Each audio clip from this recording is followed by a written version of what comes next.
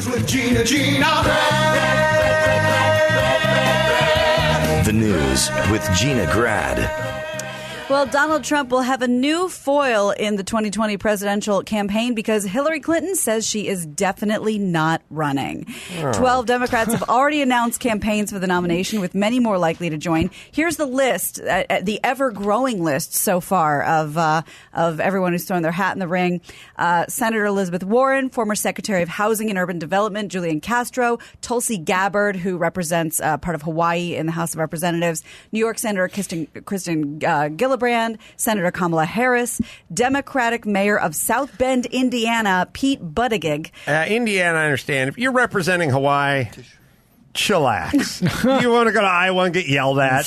You know what I mean? Yeah. Like, just stay in Hawaii. Like, You got it good. you got it good. Just hang out in Hawaii. Life. Just live that life. Yeah. Then Cory Booker, Amy Klobuchar, Senator Bernie Sanders, Greg Inslee, and now John Hickenlooper over in Colorado, the governor. And Hickenlooper. That's Hickenlooper. from the original Bill Cosby show. Hickenlooper. Pat Oswalt tweeted that he was sorry that he couldn't hear Jerry Lewis say Hickenlooper. Hickenlooper! well, here's what Clinton said on Tuesday morning on the regional News 12 network in New York. Running, but I'm going to keep working and speaking and standing up for what I believe. I want to be sure that people understand. I'm going to keep speaking out. Thank God. Gina, please. What she So Jeff has to believes. say about it. All right, it'll be interesting. She looks rested, I'll say that. She does. Do you think she is strategically going to back somebody? That's the point? I don't. Or run for VP? I don't know. Bernie. I don't know what the back. I sort of believe whether it's Hillary or George Clooney or Ted Nugent. I don't know that All the the same backing ilk. does anything Yeah. anymore. Yeah. I think we just pick out the people we like and we go like it. with them. I mean, you know, Beyonce and Oprah get behind you. It's great, but they got behind like Beto and he didn't win. It was made it close. They got behind Hillary. But I'm sorry, yeah, Hillary. I mean, I feel like it used to. I feel like celebrity endorsements were like late night. You know, it was like Carson a million years ago. Like, you go on Carson, man. Grenade. It's a game changer. Now it doesn't change the game anymore. Right. Everyone is A, set and they know what they know, and then B, scattered. Right. That's- Eventually, every American will run for president and just vote for themselves. Yes. We're so fragmented. It'll be awesome. And if you could get just one person to vote for you, you're going to win. Yeah, it'll be like podcasts. You'd be like, let's tally up how many Americans do a podcast. All right, well, that's going to take a while. Let's do how many don't do a podcast, and we can go to lunch. Do this in a weekend. Yeah. I was so proud of myself for not doing a podcast for like ever, and now I'm doing one out of my room. Look I at love you. it. Thick Skin with JeffRoss, available on Apple Podcasts and Spotify. It's like a hobby, but you know, when I started doing stand-up, it was like a hobby. So I said, you know, my cousin Ed, I was on the road and he just built a studio in my house. He's like, let's just do it as a hobby. And it's cathartic. I find it cathartic. Yeah. Adam's so much calmer now that he's podcasting. You got a good cousin. He's a great guy. Wow, he just built a studio while you were well, gone. he also came with me when I did the show in the jail and when I went down to the Mexican border and did that roast. Like, he's a smart guy. That prison special was incredible. Thanks. God, Yeah, that was the great. best. That was great. Yeah. Where Jeff do we find that, by the way? On Comedy Central, on their website, it's streaming right now. Jeff Ross roasts criminals. And they loved you. I love them. It's all about empathy. Yeah. You know, I'm a big supporter of prison reform, and I didn't prejudge the people that I met at Criminals Brazos County Jail. They're sort of like boxers, which when they're out of the ring, they're super nice. And criminals, when they're not stabbing people in the alleys, are actually Very really affable. laid-back guys. Yeah. Well, if we don't give people second chances, then what are we in this country? You know, you have to. We're safe. No, I'm with you, too. 90% of everybody in jail right now is coming out. So they're your neighbors. They're your coworkers. They're people. I'm locking you out They're of not that. Adam's neighbors. Yeah, no. Well, They're our neighbors. Yeah, they're the your guy guys' fixes. neighbors. Then they're the roofer. Yeah. Oh, that's true. No, look, here's They're installing DirecTV. my feeling is I don't like any consensual crimes being crimes. Like I don't like all the stings, busting the johns, and all the selling the pot, and all the. I don't like any of that stuff. Anybody who's in prison for anything that has nothing to do with violence or physicality or anything that poses a physical threat to anyone. I can take all that entire pool of people and examine how fast to let them out. Like that's the whole for me. To me, if you stab somebody or strangle somebody, you're in a totally different category than the one that poses no physical threat. What about? I feel like the only exception that would be what was the Ponzi scheme guy? Madoff. Bernie Madoff. Yeah. Yeah, even damaged a lot of people's lives, but it certainly wasn't physical. I agree, and I still have a sort of a different category for your tax evaders and your sort of white collar money whatevering, which is you guys get to work for us now. Like I want a chain gang road crew version of that for us. You know, Wesley Snipes. You know, I don't need that guy. I don't need to pay $60,000 a year to keep that guy in a cell. I want him out doing movies and giving all the money to the government and giving it back. So Bernie Madoff should be a government accountant, or he should work for Trump. He should be there with a steno pad in the Oval Office. I don't know. I don't know what I would like him actively working to try to pay the people back. And there is a punitive part. The punishment is you don't get to keep any of the money you earn over the next 10 years. You get to take that sort of Lex Luthor brain of yours and put it toward attempting to make these people whole again. I like it. Us just paying for you to sit in, Club Med, that's lose-lose. That's not only you're not paying anyone back, it's cost us $50,000 a year to watch you play backgammon all day. Right. All right. Well said. Well, we talked about this. Now, if you're black, that's another... No. Okay. Yes. You mentioned this earlier in the show that Dr. Drew was talking about this, but just to sort of drill down a little bit, a new study published Monday found no link between autism and the MMR, the measles, mumps, rubella vaccine, according to The Hill. Who do you think paid for that study, Gina? Dig deeper. Researchers in Denmark studied over 650,000 Danish children between 1999 and 2010. That's when they were born, and found the vaccine didn't increase the risk of autism or trigger autism in susceptible children. Public health officials blame the ongoing measles outbreaks in several U.S. states to skepticism and misinformation. Part of the misinformation revolves around a 1998 study that continues to get passed around. By the way, that should be Jenny McCarthy's month. Forget about Miss April. Misinformation. There should be a 13th goddamn month over at the Playboy for misinformation. We just have a big naked picture of her. Doing the spread? Yeah. Is she still behind that? It's unclear. The damage is done. Well, and just to be clear, this 1998 study was falsified. So that's what everyone's basing this on, and it came out that it wasn't true to begin with. We also have to blame Lady O for giving Nutjob a forum as well. Like she was interviewing her. There was that famous interview that drove me nuts, not only for its content, but I'm jealous because I have like a Jew-fro, and Jeff, you probably feel me here. Like when I was growing up in the 70s, I had this wacky, stupid Peter Brady hair. And I always bothered me, men or women, when they'd have the super straight hair and they'd like fling it back and they'd go like, oh yeah, and then they'd throw it back again and it would just fall back again and then they'd throw it back and every once in a while they just kick it back with their head. Like I do that and I knock over a lighting sconce. My hair doesn't move anyway. You hear glass break. Anti-Semitic to do that in front of Jewish people. It really is. That's a hate crime. That maneuver, like, let me just flip my... Yeah, in front of a Jew, that's a hate crime. Yeah, you're showing off. You're mocking me. Yes, and she did that interview. Jen McCarthy had this like bob cut, and she kept doing this one finger move over the ear, and it would fall back, and she'd go back and do the Rachel move and like fall back, and it was her sort of making a point, but she was sort of punctuating her point with her hair flopping in front of her. So as a father and someone with a Jew fro, I took double offense. So it was the information and presentation. Hair crime. Yeah, you find that, and it was Oprah, Jenny McCarthy, circa 2000 and I don't know what it was, but she had that bob. And you're right. To a Jew, that's an attack. Yeah. Oh, it's infuriating. They're desecrating your hair. And I hate it. I hate the hands-free move. Like the finger move's fine. The hands-free move, we just kind of do that. And just flip. Like, you don't have to touch it. Yeah, you can throw your neck out. Yeah. It's such a Goyim move. Has a Jew ever done that move? I'm always astonished.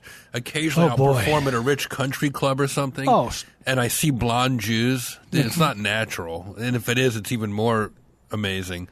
But blonde Jews is always a real. Oh, you know, Streisand's pulled that off. You know who? Streisand's pulled that off. Yeah, but she's got like the hot comb and like the Brazilian iron I'm not saying there was I no don't even know what a hot comb is. I know. Wow. Believe you me.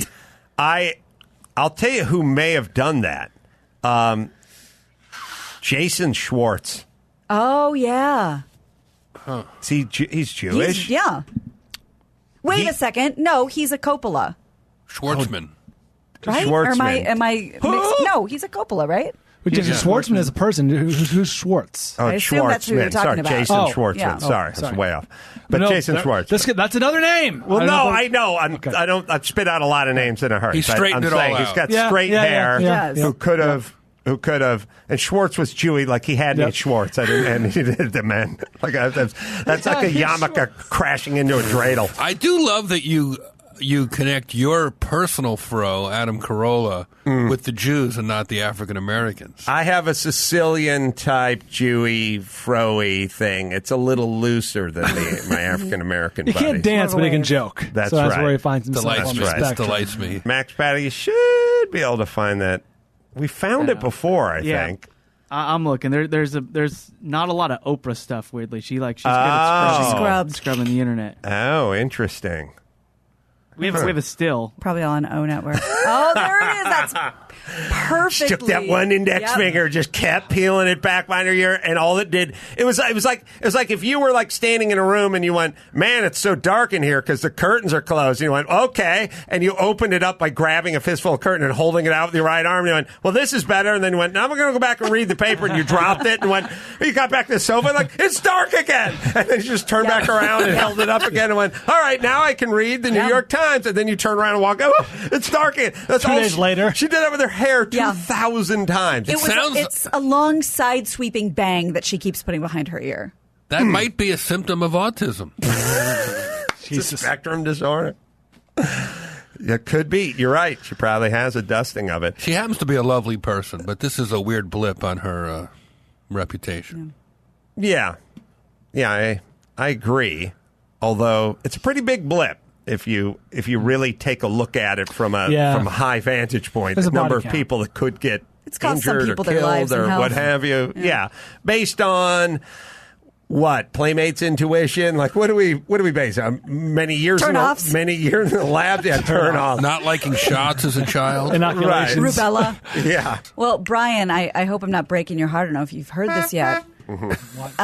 King Kong Bundy. Oh, I heard about this. Massive pro wrestler. Who there was an avalanche of tears this morning. Yep, in the WWF. He has died. He was 61. No. Yeah, his actual name was Christopher Pallies. Remember this guy? Of course you do. Big bald guy. He entered the WWF in the early 80s, instantly became the most feared villain. He was 6'4", 458 pounds. He was known for dominating a little bit. his opponents with the signature avalanche. The avalanche. The big splash finishing moves, demanding a 5 count from the refs while pinning his opponents instead of the traditional 3. He was a big part of a lot of our childhoods. Yeah. This morning, Lynette called him Butterbean's husky brother. Oh, that's funny.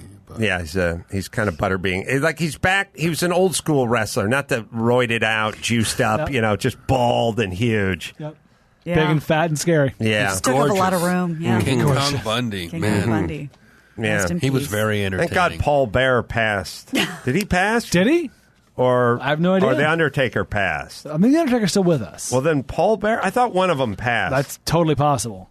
Paul Bear passed. Oh, well, thank goodness, because you've got to carry this guy's casket. No thanks. I would assume if you're in pro wrestling and it was Paul Bear, your sort of fiduciary duty is to carry all the caskets of the morbidly obese guys, right? His last words were, "I'm getting out just in time." Yeah, because King Kong Bundy, I don't care how many guys you put on that, there ain't enough handles. There's not. No. You're going to need, Coco Beware and the parrot. That's right. And I wonder, like Andre the Giant, wouldn't he get really winded really quickly? He's that's why his fights were really short. Yeah, 9 seconds. Yeah. Yeah. Poor guy. Such a weird. It's the happiest and saddest of all combined sports. You know what I mean? Like How so? Well, because these guys were like king of the world. Oh, yeah. And then the saddest cripples in the world and strung out on pain meds and could barely walk. You know, it's like simultaneously, like you go, Vietnam War. Sad and sad, you know, you're like, well, with moments of jubilation, like, no, sad and sad. And then, you go to the Matterhorn at Disneyland. Oh, that's fun, you know. It's great but to remember. This is both. Yeah. This is salty and sweet at the same time. The wrestler. Yes. The wrestler captures that well when he's at the autograph signing, you know what I mean? The convention at the end, and it's 8 dudes around the room. There's 8 people there. Yeah, yes. Exactly. That's me in Oxnard this week. Oh, go check out JeffRoss. He'll be giving avalanches against the turnbuckle. It's like the classic, I love Gilbert Gottfried, and he makes plenty of money, but he still walks from his apartment in Soho in New York to Caroline's in Times Square with the merch, the DVDs on a little cart that he pulls along. I've seen the doc; it's amazing. It's a lot like that scene in The Wrestler. The being cheap is sort of a disorder. It's a disease. It's not having money. That the cheapness part is sort of like he has a disorder. No. Yeah. When Kevin and Bean used to go out there with Jimmy and we'd do the television radio Hall of Fame. We'd broadcast from there, and the building was closed. It was like a museum. It wasn't a Hall of Fame. It was a television radio museum. It was kind of next to the Jockey Club or something there. And it was on 51st or something. Yeah, Museum of Television and Radio. Right, yeah. And Gilbert would, come be a guest, and he'd, be taking handfuls of bagels and stuff and putting it in his pockets and stuff. There's a great scene in the documentary Gilbert, about him, obviously, where I think it's his wife or girlfriend, whoever it is, shows the when I say garbage bag, I mean a 55-gallon garbage bag of hotel shampoos and soaps that he's collected over the years from his touring. August. Yeah. He still does it, by the way. That's amazing. Gilbert's one of my close friends. He's still that way. He can't shake it. He lives in a $4 million apartment. Within the $4 million apartment, there's like a $50,000 apartment that his wife lets him put all his junk in. Yep. Yeah. And Mike does it with soaps. Toilet paper, to be fair to Mike. do you think that's a disease? Mike or Gilbert? Just Gilbert's cheapness. a disease. It's a disease. I mean, it's a mental thing. Unlike many things, but my buddy Mark is like that. One of my high school buddies, and he has such phobias. Like when you open a new car door and close it, he calls that a wasted opening. He says the car only has so many tight opening closes. He obsesses about these sorts of things, and I'm like, you're not enjoying the vehicle. Yeah, I'm sort of half with him in that, when you have kids and you just walk into random rooms and the TV's on all the time and they're nowhere to be found, and you're like, look, the TV has X amount of hours before the TV dies. Why? How many hours do you want it on when you're not in front of it? Is the question. And for me, I guess 0 would be nice. So but does the same thing go for hinges? No, I get what's like your friend is drilling down on it. Like when they measure, like an aircraft has X amount of hours before it needs to be torn down and completely rebuilt. Just X amount of hours, and so it's the more you open and close it, the more compresses and decompresses, the more. And I guess your buddy's saying, if there's no one in the aircraft and it's cycling hours, then that's a waste. But the one time at the showroom, no. Okay, here's a moral conundrum I'm having. Yes. You can help me. This is exactly on point. I got a new Tesla. I love it. It's a lot of fun. One of the fun things about it is driving by gas stations, right? Right. I love not getting gas. I plug it in at night. I get joy from that. Yes. Now, I can plug it in, and it can go to 100% every night, 245 miles. Right. It gives me the option to do a little less, like down to 220 or 230 will be max, because it's better for the battery life to not fully charge it every night. However, I'm on a 3-year lease. Mm-hmm. I'm not going to have an issue. Right. The next owner might. That's No, right. They'll Now, swap what out the would you battery. do? They'll swap out the battery. Yeah, do whatever you want. You're on a Enjoy it. 3-year lease. But tell me if you do this. Something that drives me nuts whenever we go to the aforementioned Mark Garrigus' house is his wife is a quiet version of him, but she's on her game, and she plugs her Tesla in every single night. And I say to her every single time, I know her schedule. Like, she walks around the neighborhood. She takes long, long walks. Every time I run into her, she shows me her Pinterest thing with pictures of tile and flooring and stuff like that. And she walks around, and then she'll drive into, like, South Pasadena and pick up something and come back again or whatever. She's not doing any runs, you know what I mean? And I tell her, like, the whole point is you don't have to plug it in every day. You plug it in on a Sunday, Sunday night, wake up Monday morning, you're good for the whole week. She's like, I plug it in every time. And I'm like, I do too. But you're not going anywhere. You drive 18 miles that That's day. not the point. What's the point? What if there's a zombie apocalypse? What if there's a war? I've got true. 240 miles. I'm ready to go. That's true. When you go to the bank, do you take out enough for the day? No, you take for the week. I never go to the bank anymore. You know what I mean. I know what you It's a mean. good point. You do have a philosophy of getting max at the ATM. I think you're giving her bad advice with the charger.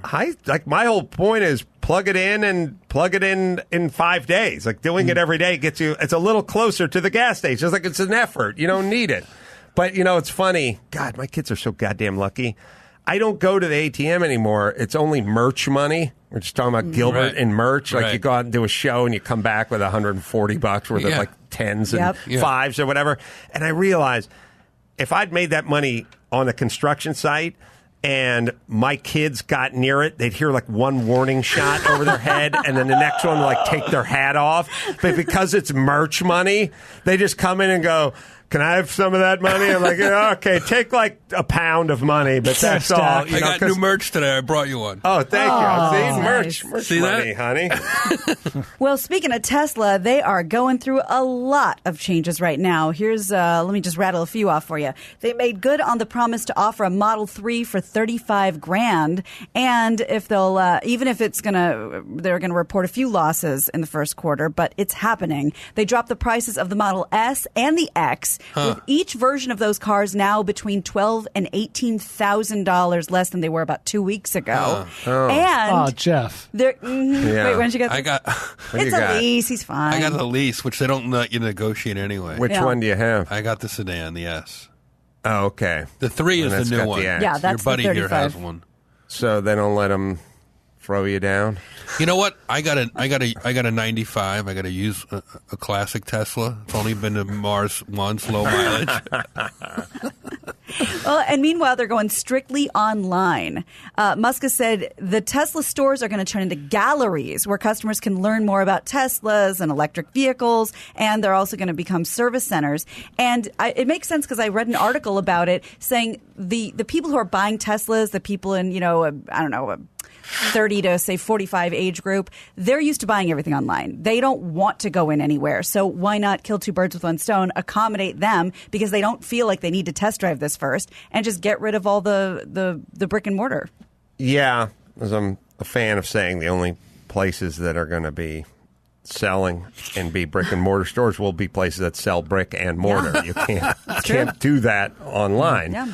But I've always sort of thought about that, especially when you see these sort of vast car lots and you just kind of wonder, like, God, that's so much real estate for something that people do look up. And you may as well look it up online anyway, because anyone that's gone out new car shopping in the last few years, see, there used to be professional car salesmen like there were professional waiters and waitresses. Waiters. Like they did it for a living. Yeah. Like when you go to Musso Frank's or whatever, Yep. you get real Dantana. waiters. Everyone else is just some starlet who's looking at her phone and Someone she doesn't know what you're takes talking pride about. in their work. Right. And so it's like you go now and there's the 27-year-old chick and she's like, you're like, what's the 0 to 60? Oh, it's peppy. It's peppy. It's peppy. You literally ask them like, what's the fuel? What size the fuel tank? Let me go. They just got to go back and check everything. You go like, what's your middle name? Hold on, let me check that out. My manager. Let me go to the back. Yeah, let's figure this one out.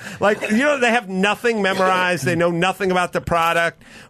One time, walked all the way to the end of one lot, got to like the Ford Explorer, and the guy's like grabbed the handle. I was like, "Oh, it's locked." I was like, "Yeah, it's locked." And he's like, "Oh, I don't have a key." So I had to like walk all the way back. They're like, they're out. They're not what they were. Yeah. Which is sort of experts on the product.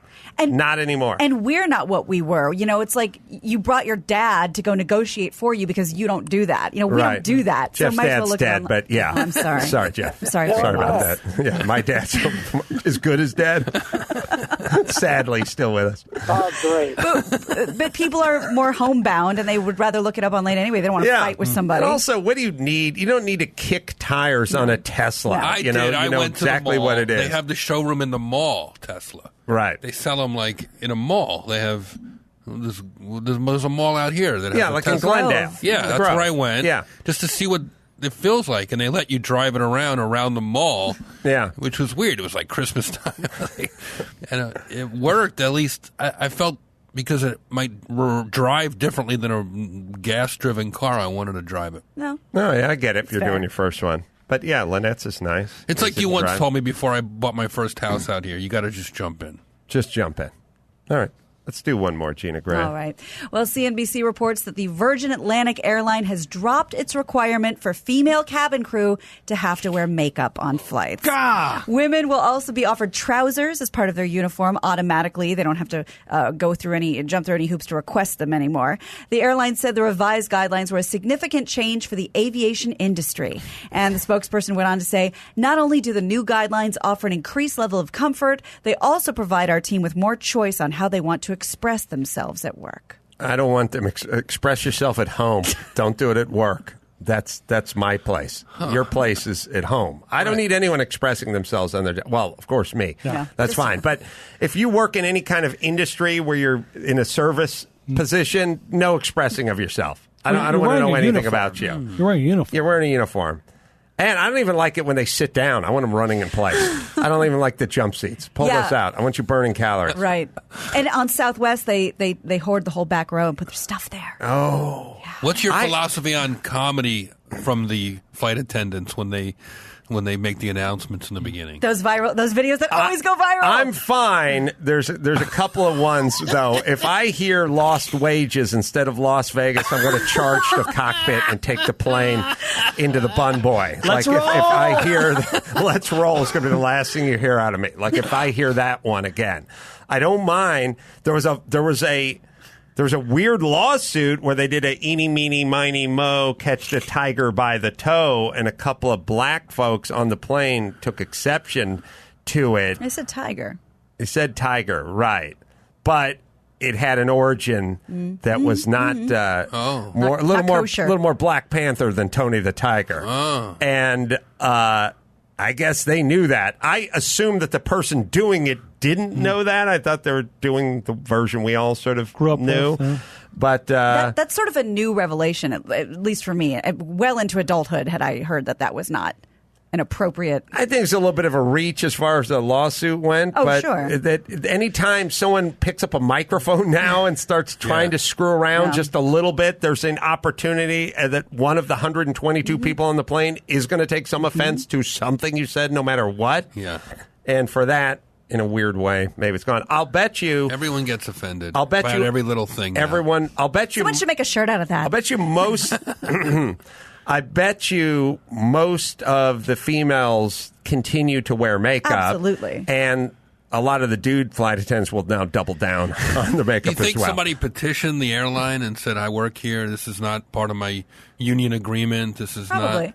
I think it's just That makes all sense. part of everyone being progressive and woke. But Or just it's not gonna- grandstanding and nobody It's not asked going to for make it. a difference. The reality is, if they want to do a code thing, they should all be wearing super comfortable running shoes instead of heels. Yeah. Because you're talking about safety and you're talking about like tripping over stuff and you can't put your backpack in the aisle and everything. How about you wearing 4-inch heels? And a Well, pencil skirt. Yeah, and the plane's going into the drink. Like, how's that going to help? Yeah. Yeah. They should be in tracksuits. Completely agree. All right, let's bring it home. You got it. I'm Gina Grad, and that's the news. Bring it home. Gina. That was the news with Gina Grad.